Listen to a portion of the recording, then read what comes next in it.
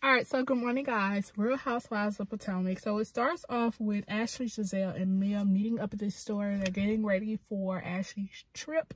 They're going to Austin, Texas. Have you ever been to Austin, Texas? I have not. I have driven through it, but I've never been in it. And so they talk about the whole NECA situation. And, you know, of course, Giselle agrees with NECA, you know, trust this NECA statement. I guess Mia does as well. And Ashley too, like she says she's on the fence, but I think she pretty much pretty much agrees with NECA. And it's kind of crazy because Wendy's supposed to be your friend and you're supposed to be building this relationship. And I understand what NECA might saying it might be true, but we don't know because we don't have hardcore facts. And you know, if that's your friend, at least have that conversation first before you just, you know, pick a side. Because I mean, friends can lie too and be wrong too. I get it, but I'm just saying, like, NECA is new to the group. She's new, so I'm not just off bat going to trust NECA. You know what I mean? And one thing Ashley said was NECA had so much conviction, and what she was saying, NECA's a lawyer. I hope she does have great conviction. You know, you can't go by that. You know, you have to go by the hardcore facts, and that's that on that. All right. And something else they talk about, which was the first thing they started talking about, was Karen and her drinking. Like, she's been on one. Honey, like Karen said, she's hit triple 20s and or something like that. And like, let her enjoy her life. Okay, that's the age to be like enjoying life. That's like around the time most people retire and, you know, just travel or sit at home or whatever they want to do. They relax and, hey, enjoy. Okay, so Wendy and Eddie, they go to lunch, and of course everybody's recapping the whole NECA situation and allegations, and I'm just like, okay, but did y'all see the food they was eating? Because the food looks so good. Like, okay, looks good. And then, like, okay, so in Wendy's confessional, I guess one of the producers asked her were Eddie and NECA's husband actually Facebook friends, and Wendy was just like, it was giving. Yes, they were Facebook friends. Yes, he unfriended him, but I ain't gonna say that on national TV. He says that's my business, and I said what I said. And then in her head, from the way she was thinking, that's what I would have said in my head.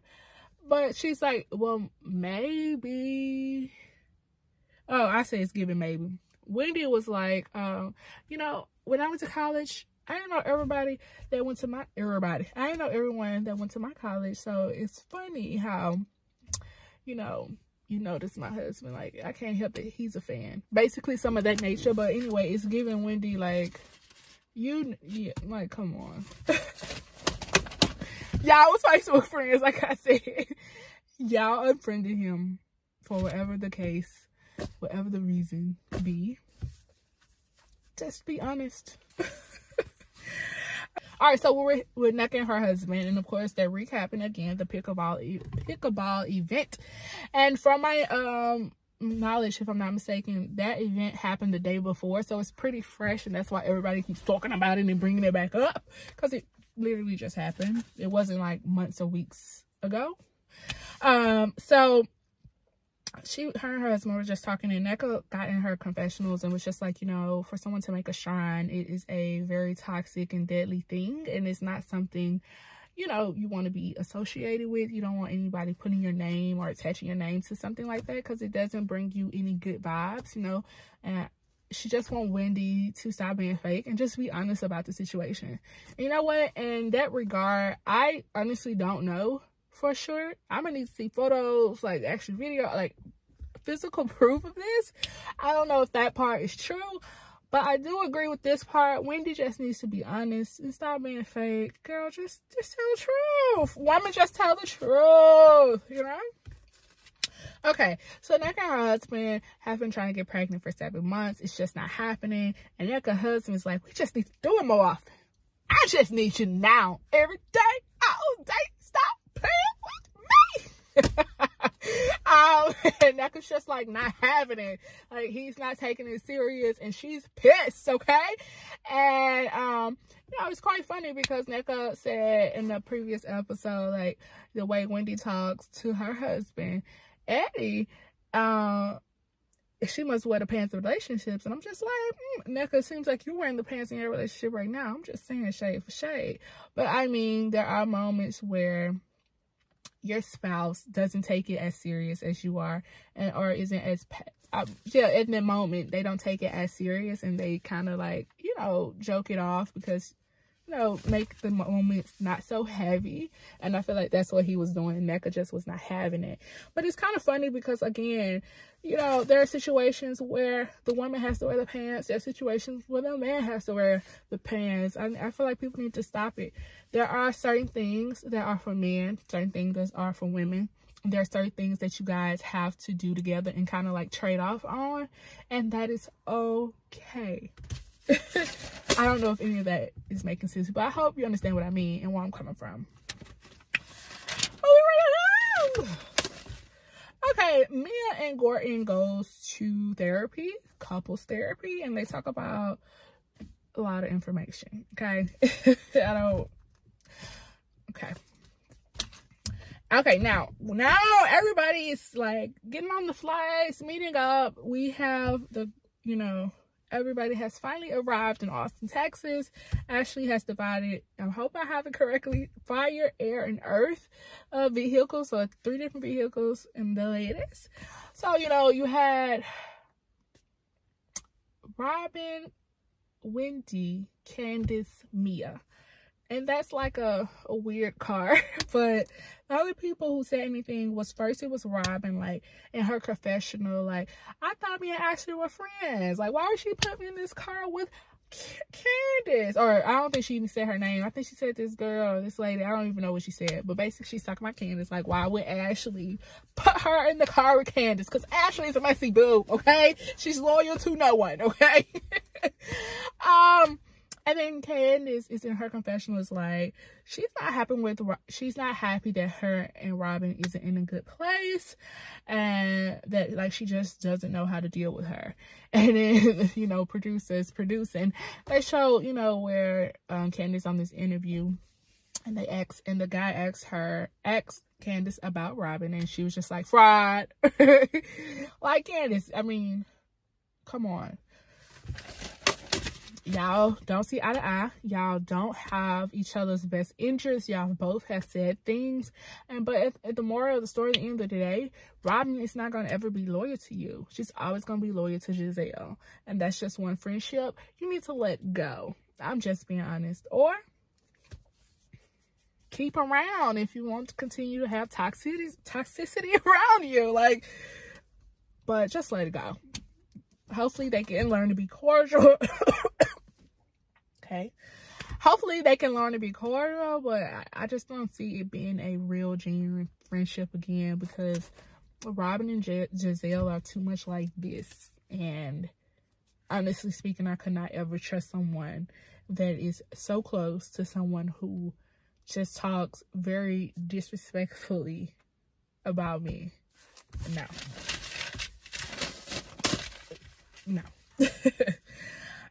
So, all right, so Karen says, like, in her confessionals, that Robin would lie for one, even on a Sunday. Like, I don't know why she just won't be honest. She knows she wants to be friends with me. Karen, you're so shady. Okay. Ladies arrive. They arrive at the hotel, and I mean, look at the food. Like, screw the room. It's nice, but do y'all see the food that they're eating? It looks so amazing. Now that food look fresh, hot. Mwah. I wonder what's good. All right, so now we're pretty much like Karen's talking about cutting Robin into a pie. Part of her is in the freezer. The other part is here, over there, and what you're wearing. I'm just like, yeah. All right, woman. she's basically just like, Robin needs to be honest about the situation. Stop lying. Stop playing. You don't have amnesia. Stop it. Just be honest already, Robin. You know, but I mean, let Robin be. That's who she married with. That's who she wants to be with. And that's the type of love she needs and wants, apparently. So, you know, hey. Alright, so the women separate and they get ready for the evening, you know, to catch back up later on. And, you know, as they go to their rooms, the views are not that great. The ladies are not happy because they're looking at the construction. There's so much construction going on in that time. During that time, they went to Austin, Texas. Okay. All right, so Karen, Wendy, and Candace shows up first by the pool. And, you know, they're just clearing the air and just, like, asking Wendy, like, is she okay and everything like that. And Wendy was just like, I know, Dr. Wendy. I'm not trying to be rude or anything like that. But, yeah, so Wendy was like, she doesn't have any problems with Nneka. Like, she really doesn't even know her. So, like, moving on. Next! So, Ashley comes in, and then they all order some drinks. Shortly after, Giselle enters. And, of course, here comes not Candace. Here comes Karen. Okay? Talking about, like, her and okay, Karen's talking about, you know, Candace and Giselle, like, seeing if there is a way that they can reconcile. And of course, Candace speaks first, and she was just like, you know, this basically, like, this little woman has talked so much stuff that wasn't true about my family, like. And then Giselle's talking about, you know, like, how Candace has said so many hurtful things and all of that, and how it has affected her family, and just, you know, she has wiped her hands with anything to do with Candace. And Candace just like, Giselle, you accused my husband of X, Y, and Z. And you know what? Again, here comes Giselle in her confessional, as if Chris made her come into a hotel room, close the door, and she was like trapped or something. Like, stop. Okay, this man is not out to get you. I mean, seriously. And if he is, where's the proof? There is no proof. And I just don't understand how people can, like, some people will ride the lie to the end, and they know ain't no truth or proof to this, and it's just insane. And I mean, yes, they both have said words and said things, but Giselle's accusations aren't even true. Where's the proof? And you keep thinking, like, we supposed to be good. If you ever come attack me and my family, do you think we're gonna be good? Like, what's the real tea? What's the real beef? Cause it ain't these lies you're talking about. So what's really good, Giselle? Like, what's your real problem? What is the real issue that you have with Candace? Seriously, like, these are the questions. Cause obviously y'all bored or something. So yeah, I don't really believe what Giselle says. Like, I just cannot. And there just has to be something deeper, like, that she's not saying, that, you know, I don't know. Like, she's jealous of Candace. Does she want Candace's life? Like, I don't understand people who make up allegations that can be so detrimental to you, and not only affect you, it affects the household, like, that you live in and the people that you're close to. It's just, if you don't have real proof, like, let's just stop. Like, stop. All right, so Mia and Robin talk privately. So basically, again, earlier I stated that Mia and Gordon went to couples therapy, and in couples therapy, here is a situation that one of the situations that they discussed. And now Mia's coming back to Robin because Robin has been through a similar situation, and she just explained to Robin that the attorney that they had hired basically robbed them. And after Mia and Gordon went to get him disbarred, the attorney killed himself, and Mia just felt so bad because it's just like, you know, she didn't want that to happen. And, you know, it's not even about the money at this point. Like, a man had just killed himself. And so I get it, but at the same old time, like, when you do wrong, wrong follows. And you must really be careful what you do to people, because you never know what could happen to you. And 9 times out of 10, when you do wrong by someone else, it's going to come back 10 times worse. So although this is an unfortunate situation, it's just some things you just don't do. Don't do bad. Don't do wrong. Just don't do it. Everything you cannot come back from. And unfortunately, this is what happened. And, you know, Robin, if I'm not mistaken, Robin was the one who chose Juan's best friends because to keep their money, because Juan didn't want to do that. And I think Robin went on and did it, and Juan's best friends stole all their money, all Juan's money, and they were left broke and had to rebuild. And honestly speaking, that is why I feel like Robin sticks with Juan, or got back with Juan, because I feel like she feels like she owes him something. Like, you know, he had the money in the beginning. She lost it all. Now she's making money, and she's like, you know, helping him until he get back on his feet. And I really feel like they have more of a friendship than a relationship. But I feel like Robin feel like she owes him something or something. Or she just don't want to actually start over with anyone else. And so she's kind of like just settling for whatever. But, hey.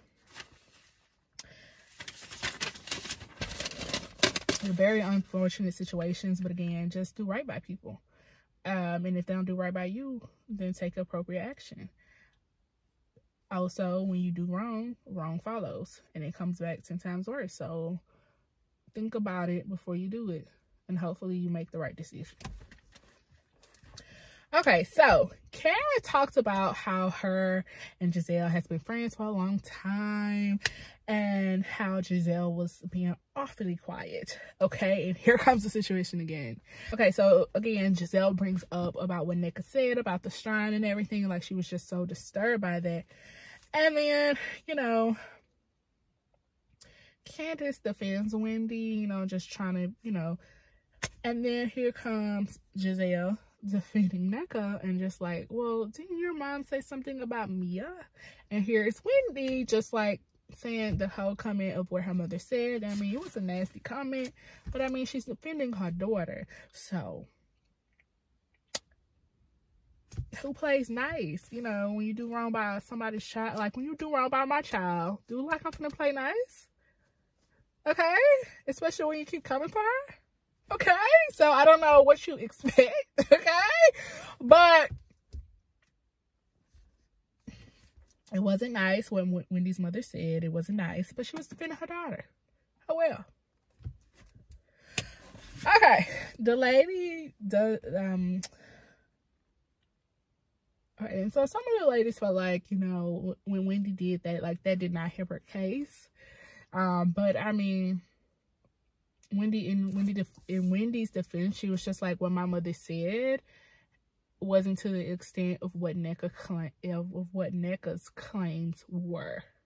So okay, so basically Wendy and Nneka is kind of going like back and forth about like the whole situation. And Wendy feels like Nneka was using her name around town like as if they were close friends, like they knew each other. And Wendy's like, I don't even know you, like, you know, you going out here using my name. And Nneka's just like, I ain't doing it. You know what I'm saying? But what your sister said to my in-law came back to me, and you know, so they're just going back and forth. So basically the episode is ending, and it ended on Nneka saying, well, how you ain't friends with my in-law if you honored her at your daughter's sippancy? I think that's what it's called, sippancy. But Wendy was honoring her daughter, you know, being born, and so she honored Nneka in-law, which her name is Lebe. I hope I'm saying that right. If not, that's why I'm just saying in-law. And it ended with Candace in her confessional saying, like, it is kind of weird that you invite someone that you don't know to celebrate the birth of your child. And it pretty much ended to that, and going into like next week episode, like the short like mini clip that you get to see. So like a little sneak peek. But here's the thing, I do agree, like that, it doesn't make any sense. So what's really going on? Like, what's happening, Wendy? Just be honest, because at this point it's just, what's the real tea? What really happened? I'm just saying, because there's a lot of deflection, a lot of not a lot of straightforward answers. What's going on? Like, do y'all know each other? Were y'all close? Did y'all fall out? You know, like, what happened? And that is that on Real Housewives of Potomac. All right, so I hope you guys have enjoyed. Again, my recaps are not like, to me, I try to go from beginning to end, flow of events, but I'm only talking about important points that I think is important. So even though you watch my recap, if you don't watch these shows, then this recap is really only giving you a portion of it.